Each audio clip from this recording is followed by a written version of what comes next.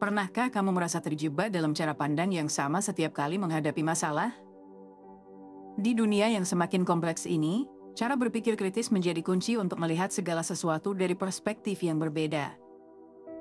Dalam video ini, kita akan bersama-sama mengupas habis rahasia berpikir kritis yang mampu membuka cakrawala berpikir, menghindari jebakan bias, dan membuat keputusan yang lebih bijak.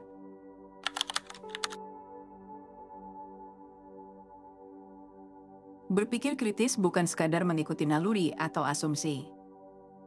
Di tengah banyaknya informasi yang tersedia saat ini, berpikir kritis justru mengharuskan kita untuk mengevaluasi informasi dengan objektif dan mendalam.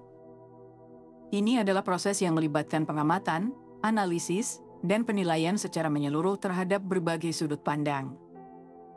Dr. Richard Paul dan Dr. Linda Elder, tokoh terkemuka dalam studi berpikir kritis, mendefinisikan berpikir kritis sebagai seni menganalisis dan mengevaluasi pemikiran untuk memperbaikinya. Mereka menekankan bahwa berpikir kritis adalah keterampilan yang bisa diasah untuk membantu kita mengevaluasi fakta, menggali argumen yang kuat, dan membuat keputusan yang lebih baik. Banyak dari kita mungkin merasa berpikir kritis adalah sesuatu yang rumit atau eksklusif, padahal konsepnya bisa diaplikasikan di kehidupan sehari-hari. Sebagai contoh, saat kita membaca berita atau melihat sesuatu di media sosial, seringkali informasi itu datang dengan beragam opini atau asumsi. Dengan berpikir kritis, kita belajar memilah mana yang fakta dan mana yang opini, dan mempertimbangkan apakah sumber informasi tersebut dapat dipercaya. Disinilah peran berpikir kritis menjadi begitu penting.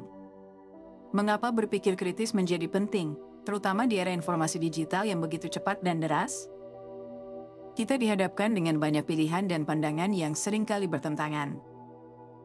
Berpikir kritis memungkinkan kita untuk menyaring informasi yang tak berkesudahan dan mempertanyakan apakah informasi tersebut bisa dipercaya atau hanya merupakan klaim sepihak. Misalnya, bayangkan kita berada di sebuah toko buku yang penuh dengan buku yang menjanjikan kebahagiaan, kesuksesan, atau kesehatan. Tanpa kemampuan berpikir kritis, kita mungkin terjebak pada buku-buku yang hanya menjual mimpi atau solusi instan, tanpa dasar yang kuat. Dengan berpikir kritis, kita mampu melihat isi buku tersebut lebih mendalam, mempertanyakan kredibilitas penulis, mengevaluasi bukti yang disajikan, dan menimbang apakah rekomendasi di dalamnya realistis atau hanya berlebihan. Sama halnya dengan keputusan penting lainnya dalam hidup, seperti memilih pendidikan, pekerjaan, atau bahkan hubungan sosial. Tanpa berpikir kritis, kita lebih rentan terbawa arus atau dipengaruhi orang lain, tanpa benar-benar menilai apa yang terbaik bagi diri kita. Dengan pendekatan berpikir kritis, kita tak hanya mengikuti apa yang tampak di permukaan, melainkan menggali lebih dalam untuk memahami konteks dan konsekuensi dari setiap pilihan. Memiliki keterampilan berpikir kritis membantu kita untuk lebih bijak, lebih sadar, dan lebih waspada dalam menghadapi berbagai situasi. Di dunia yang terus berubah ini, berpikir kritis adalah salah satu cara untuk tetap relevan dan bijaksana dalam mengambil keputusan. Dalam dunia yang penuh dengan informasi dan klaim yang belum tentu benar, berpikir kritis membantu kita melangkah lebih hati-hati, menghindari jebakan opini tanpa dasar, serta membuat keputusan yang lebih rasional dan berdampak positif.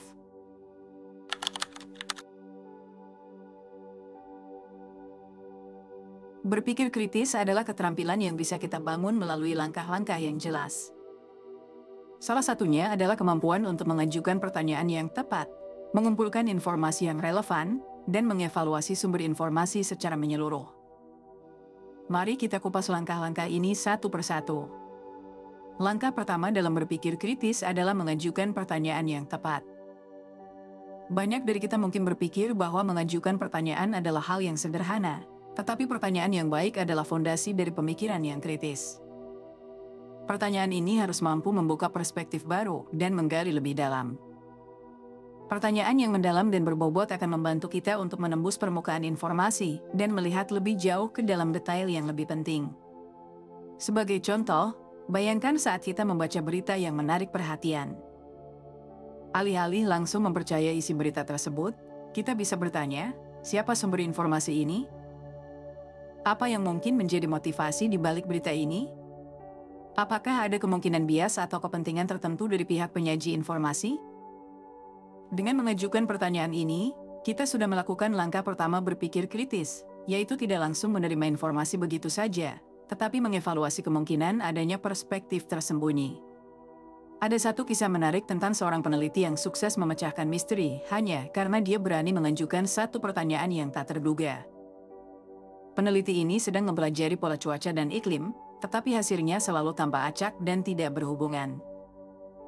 Di tengah kebuntuan, dia bertanya kepada dirinya sendiri, apakah ada faktor lain yang bisa memengaruhi iklim yang belum saya lihat? Pertanyaan ini membawa peneliti tersebut pada penelitian baru tentang pengaruh pola angin laut yang ternyata memiliki dampak signifikan terhadap perubahan iklim di wilayah tertentu. Satu pertanyaan mendalam telah membuka jalan bagi penemuan besar. Mengajukan pertanyaan seperti ini adalah salah satu bentuk berpikir kritis yang bisa diaplikasikan oleh siapa saja. Langkah kedua dalam berpikir kritis adalah memastikan kita memiliki informasi yang cukup sebelum membuat kesimpulan atau mengambil keputusan. Informasi yang relevan adalah kunci untuk mendapatkan gambaran yang lebih lengkap. Berpikir kritis menuntut kita untuk bersikap teliti dalam mengumpulkan data yang akan menjadi dasar keputusan kita. Dalam kehidupan sehari-hari, mengumpulkan informasi yang relevan adalah sesuatu yang sering diabaikan. Misalnya, ketika kita ingin menilai kesehatan mental seseorang, informasi tersebut tidak bisa hanya dikumpulkan dari satu pertemuan atau interaksi saja. Sebaliknya, kita perlu melihat pola perilaku, perubahan suasana hati, dan aspek-aspek kehidupan lainnya dari waktu ke waktu. Begitu juga dalam penelitian atau riset, data harus dikumpulkan secara menyeluruh dan valid. Contoh lain bisa kita lihat saat ingin memilih jurusan atau karir. Banyak orang yang membuat keputusan berdasarkan saran teman atau tren tanpa mengumpulkan informasi yang mendalam tentang pilihan tersebut. Namun, seorang pemikir kritis akan mencari tahu lebih dalam, bertanya kepada para ahli, mencari tahu pro dan kontra, serta melihat potensi masa depan dari pilihan tersebut. Dengan begitu, keputusan yang diambil tidak hanya berdasarkan emosi atau asumsi singkat, melainkan atas dasar data yang telah dikumpulkan dan dievaluasi dengan baik. Langkah terakhir dalam berpikir kritis adalah mengevaluasi sumber informasi. Saat ini, kita dibanjiri oleh informasi yang datang dari berbagai arah, media sosial, artikel online, podcast, dan sebagainya. Oleh karena itu, kemampuan untuk mengevaluasi keakuratan dan kredibilitas sumber informasi menjadi sangat penting. Dalam bukunya Thinking, Fast and Slow, Daniel Kahneman menjelaskan bagaimana bias dan asumsi seringkali memengaruhi proses berpikir kita, sehingga kita perlu lebih waspada. Bias ini bisa muncul dari pengalaman pribadi, emosi, atau stereotip yang ada di masyarakat. Kahneman menunjukkan bahwa manusia seringkali terjebak dalam berpikir cepat, atau sistem satu, yang bersifat impulsif dan intuitif. Berpikir kritis, di sisi lain, membutuhkan kita untuk mengaktifkan sistem 2, yang lebih lambat dan analitis. Dengan sistem berpikir ini, kita mengevaluasi informasi secara lebih teliti dan mendalam. Sebagai pemikir kritis, kita perlu mencari literatur akademis atau penelitian terkini sebagai sumber informasi utama daripada mengandalkan artikel populer yang belum tentu akurat. Misalnya, ketika membaca berita ilmiah, kita bisa mencari jurnal akademis atau laporan penelitian yang asli untuk memastikan bahwa informasi tersebut benar adanya. Literasi dalam menilai sumber informasi ini sangat penting, terutama di era yang banyak sekali hoaks dan misinformasi beredar.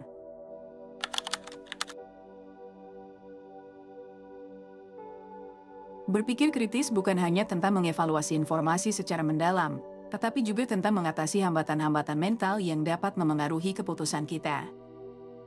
Salah satu hambatan tersebut adalah bias, atau pola pikir otomatis yang membatasi kita dalam melihat sesuatu secara objektif.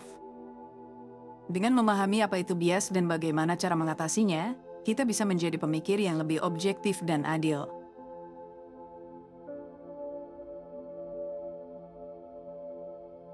Bias adalah kecenderungan alami dalam cara kita memproses informasi yang seringkali terjadi tanpa disadari.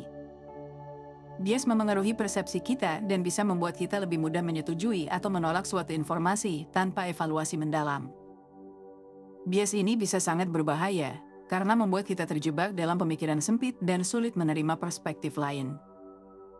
Jika kita ingin menjadi pemikir kritis, mengenali dan memahami berbagai jenis bias adalah langkah penting pertama. Salah satu bias paling umum adalah confirmation bias, yaitu kecenderungan untuk hanya mencari atau memperhatikan informasi yang sesuai dengan keyakinan atau pendapat kita. Misalnya, ketika seseorang yakin bahwa diet tertentu efektif, dia akan cenderung membaca artikel yang mendukung diet tersebut dan mengabaikan penelitian yang menunjukkan hasil sebaliknya. Dengan hanya mencari informasi yang mendukung, orang tersebut tidak benar-benar mengevaluasi diet itu secara objektif. Contoh bias lainnya adalah halo effect, yaitu ketika kita membuat kesimpulan secara keseluruhan tentang seseorang berdasarkan satu sifat atau tindakan tertentu. Misalnya, jika seseorang menunjukkan satu tindakan yang baik, kita mungkin langsung berpikir bahwa orang tersebut baik dalam segala hal. Efek ini bisa membuat kita mengabaikan aspek lain dari kepribadian atau kemampuan orang tersebut. Dalam dunia kerja, misalnya, seseorang yang terlihat ramah dan mudah didekati mungkin dianggap lebih kompeten. Padahal penilaian ini bisa saja salah.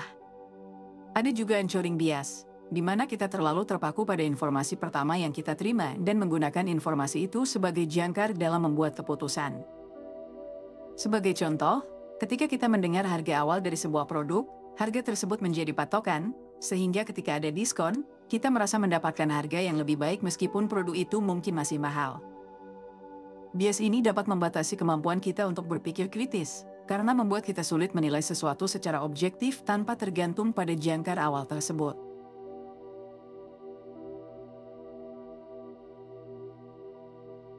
Meskipun bias adalah bagian alami dari cara berpikir kita, ada teknik yang bisa kita lakukan untuk membantu mengurangi pengaruhnya.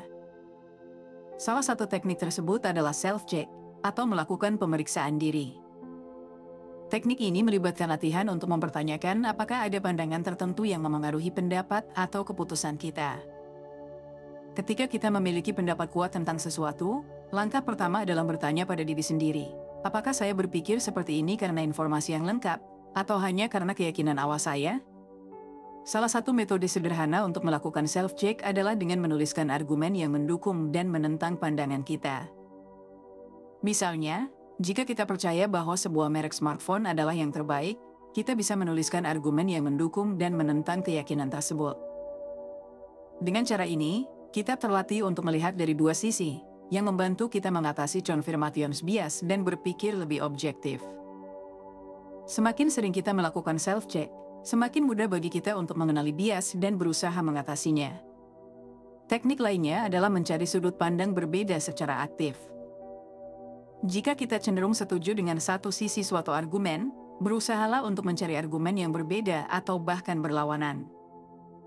Misalnya, jika kita yakin bahwa bekerja dari rumah lebih produktif, coba dengarkan atau baca pandangan mereka yang merasa lebih produktif di kantor. Dengan cara ini, kita membuka diri terhadap perspektif lain yang bisa memperkaya pandangan kita. Ada sebuah cerita nyata dari seorang peneliti yang berhasil menemukan solusi inovatif karena mampu mengatasi bias dalam berpikirnya. Peneliti ini bekerja pada sebuah proyek di bidang energi terbarukan. Awalnya, dia begitu yakin bahwa solusi utama untuk meningkatkan efisiensi energi terbarukan adalah dengan mengoptimalkan teknologi yang sudah ada. Namun, setelah melakukan self-check dan mempertanyakan apakah pandangan ini mungkin dibatasi oleh asumsi awal, dia mulai mempertimbangkan alternatif yang selama ini dia abaikan. Ternyata, ada pendekatan baru yang lebih efektif dan belum pernah diuji sebelumnya. Dengan mengatasi biasnya, peneliti ini mampu menghasilkan solusi yang lebih inovatif dan berhasil. Teknik berikutnya yang juga penting adalah kesadaran terhadap unhoarding bias. Jika kita mendengar sebuah informasi atau angka awal, cobalah untuk tidak langsung menjadikannya patokan. Misalnya, saat kita mendapat informasi harga, coba lakukan riset lebih lanjut dan bandingkan dengan informasi lain sebelum membuat keputusan. Kesadaran ini bisa membantu kita membuat keputusan yang lebih rasional dan tidak terpaku pada satu sumber informasi. Karya Daniel Kahneman dalam bukunya Thinking, Fast and Slow sangat relevan dengan topik ini. Kahneman menekankan bahwa manusia memiliki dua sistem berpikir, sistem satu yang intuitif dan cepat, serta sistem dua yang lebih lambat dan logis. Bias seringkali muncul karena kita terlalu mengandalkan sistem satu, yang lebih reaktif dan cenderung menggunakan jalan pintas mental. Dengan berpikir lebih kritis dan mengaktifkan sistem dua, kita bisa lebih sadar akan bias yang memengaruhi keputusan kita dan melatih diri untuk berpikir lebih objektif. Mengatasi bias dalam berpikir memang tidak mudah, Tetapi dengan teknik self-check, mencari sudut pandang berbeda, dan meningkatkan kesadaran terhadap bias seperti anchoring bias, kita dapat membuat keputusan yang lebih bijaksana dan objektif.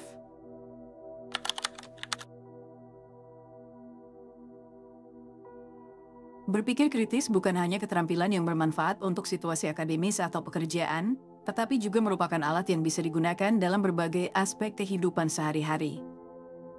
Menguasai teknik berpikir kritis dapat membantu kita berkomunikasi lebih efektif dan membuat keputusan yang lebih bijak.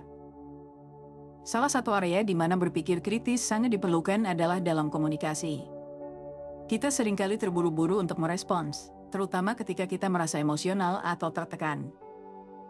Padahal, berpikir kritis menuntut kita untuk mengambil waktu sejenak, mempertimbangkan semua perspektif, dan mendengarkan dengan perhatian penuh sebelum merespons.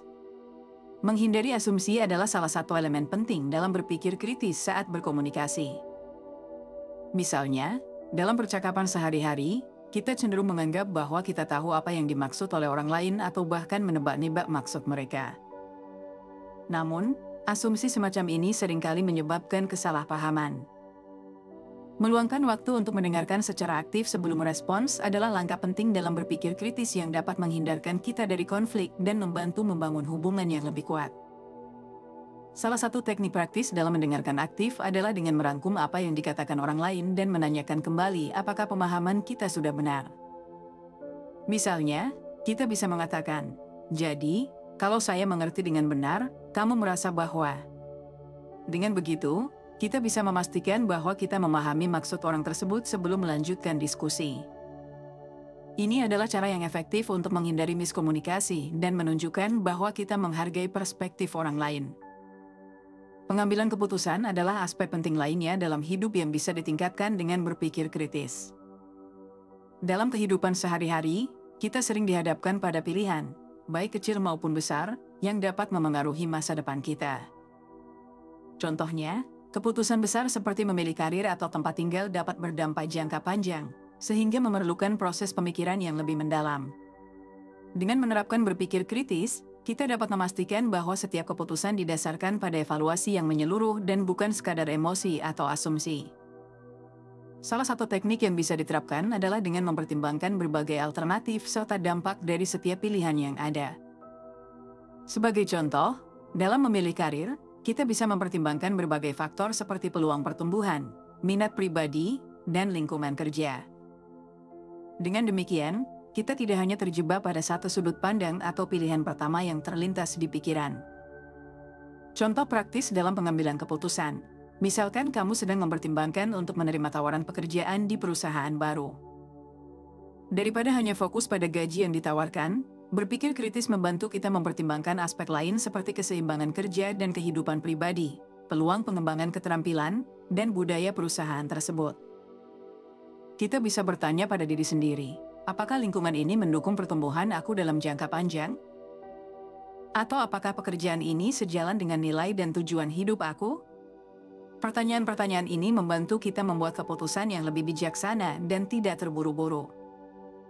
Dalam situasi di mana kita harus membuat keputusan cepat, seperti dalam menghadapi tekanan pekerjaan atau waktu yang terbatas, berpikir kritis juga bisa membantu.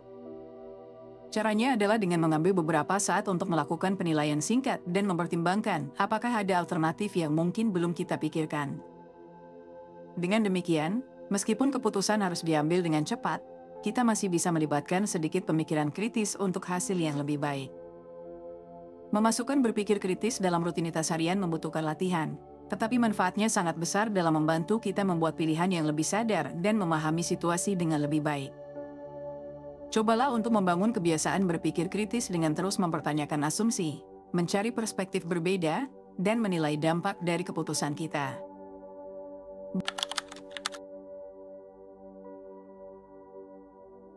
Berpikir kritis adalah keterampilan yang tidak hanya bermanfaat secara teori, tetapi juga dapat diterapkan dalam situasi nyata untuk menyelesaikan masalah yang kompleks.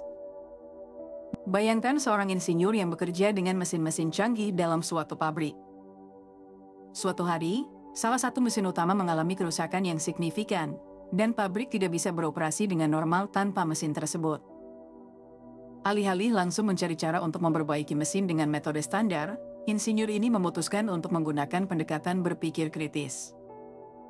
Langkah pertama yang diambilnya adalah bertanya dan menyelidiki lebih dalam tentang penyebab kerusakan tersebut. Ia mulai dengan mengajukan pertanyaan seperti, apakah ada faktor tertentu yang menyebabkan mesin ini rusak lebih cepat? Atau apakah ada komponen spesifik yang menunjukkan tanda-tanda kerusakan sebelum ini? Melalui analisis yang cermat, insinyur ini menemukan bahwa bukan hanya satu komponen yang rusak, melainkan ada beberapa faktor eksternal seperti suhu ruangan yang terlalu panas dan pemeliharaan yang tidak teratur yang mempercepat kerusakan. Dengan pemahaman ini, ia dapat mengembangkan solusi yang lebih menyeluruh, yaitu meningkatkan sistem pendinginan ruangan dan memperbarui prosedur pemeliharaan mesin secara rutin. Keputusan ini tidak hanya memperbaiki mesin, tetapi juga mencegah kerusakan serupa di masa mendatang. Cerita ini menunjukkan bahwa berpikir kritis memungkinkan kita untuk tidak hanya fokus pada perbaikan cepat, tetapi juga mencari solusi yang lebih berkelanjutan. Dengan mempertanyakan asumsi dan menyelidiki akar permasalahan, kita dapat membuat keputusan yang lebih bijak dan efektif. Studi kasus ini juga menggarisbawahi bahwa berpikir kritis membantu kita menghindari pendekatan satu solusi untuk semua masalah dan sebaliknya, melihat permasalahan dari berbagai perspektif. Banyak inovasi besar di dunia lahir karena adanya keberanian untuk berpikir kritis, menantang asumsi, dan belajar dari kesalahan. Salah satu contoh paling ikonik adalah penemuan bola lampu oleh Thomas Edison. Sebelum akhirnya menemukan desain bola lampu yang efektif, Edison mengalami ribuan kali kegagalan. Namun, ia tidak melihat setiap kegagalan ini sebagai akhir dari usahanya. Sebaliknya, ia melihatnya sebagai pelajaran dan kesempatan untuk mencoba pendekatan yang berbeda. Edison menggunakan berpikir kritis untuk mengevaluasi setiap upaya yang gagal, memeriksa di mana kesalahannya, dan mencoba menemukan solusi yang lebih baik. Alih-alih menyerah pada asumsi bahwa bola lampu tidak mungkin diciptakan, ia menantang pandangan tersebut dan terus mencari cara baru hingga akhirnya berhasil. Contoh ini menunjukkan bahwa berpikir kritis melibatkan keberanian untuk mengakui kesalahan, belajar dari pengalaman, dan mengubah perspektif yang ada. Kisah Edison menginspirasi kita untuk tidak hanya fokus pada hasil akhir, tetapi juga pada proses belajar. Dengan berpikir kritis, kita dapat mengevaluasi setiap langkah yang diambil, memperbaiki kesalahan, dan mencoba pendekatan yang lebih baik. Ini juga berlaku dalam kehidupan sehari-hari. Ketika menghadapi kegagalan atau rintangan, kita bisa berhenti sejenak, menganalisis situasi, dan mencari cara baru untuk mengatasinya. Kesimpulan dari studi kasus ini, berpikir kritis bukan hanya soal mencari jawaban yang benar, tetapi juga tentang memahami proses, menghargai pembelajaran dari kegagalan, dan terus memperbaiki pendekatan kita. Baik dalam dunia kerja, studi, maupun kehidupan pribadi, kemampuan untuk berpikir kritis memungkinkan kita mengambil keputusan yang lebih baik dan melihat berbagai situasi dengan lebih bijak. Studi kasus ini menunjukkan bahwa berpikir kritis bukan sekadar keterampilan, tetapi juga sikap yang bisa membantu kita dalam mencapai kesuksesan. Sebagai penutup, aku ingin bilang, di dunia yang penuh dengan informasi ini, pilihan ada di tangan kita. Apakah kita akan menerima informasi apa adanya, atau akan kita saring, kita analisis, dan kita kritisi dengan pikiran terbuka? Berpikir kritis memberi kita kesempatan untuk menjadi arsitek dari pikiran kita sendiri, bukan hanya pengikut dari suara-suara di luar sana. Mari melangkah ke depan dan mulai melihat dunia dengan cara yang baru. Terima kasih sudah menemani dari awal sampai akhir, dan terima kasih buat kalian yang udah selalu dukung aku. Kalau kalian ada ide pembahasan buku selanjutnya, jangan lupa komen di bawah. Lalu like dan subscribe untuk lebih banyak pembahasan buku yang bisa merubah cara pandangmu terhadap dunia.